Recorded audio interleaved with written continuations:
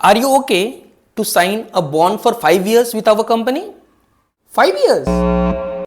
No sir, I can sign a bond for maximum for 1 or 2 years. So that means that I cannot leave the company for 5 years.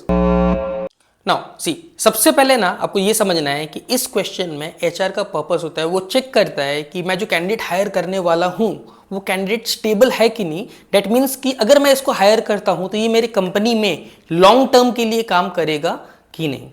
Second important चीज जो इस question आपको समझना है, bond का मतलब ये नहीं होता है कि अगर आपने बॉन्ड साइन कर दिया तो चाहे कुछ भी हो जाए आप उस कंपनी को नहीं छोड़ सकते. यूजुअली जब आपका सिलेक्शन हो जाता है उसके बाद आपकी ज्वाइनिंग से पहले आपको एक एग्रीमेंट साइन करना होता है और उस एग्रीमेंट में बॉन्ड के टर्म्स एंड कंडीशंस मेंशन होते हैं.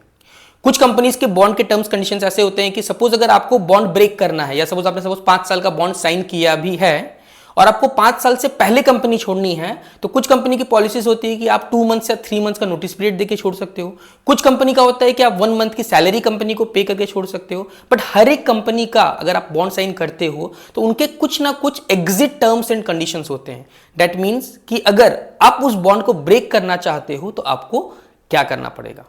लेकिन अगर आप इंटरव्यू के टाइम पे डायरेक्टली ये बोल देते हो no sir I am not comfortable to sign a bond with you, इसका मतलब होता है you are not a stable resource, which means again कि आप कंपनी में ज्यादा टाइम तक काम नहीं करने वाले हो.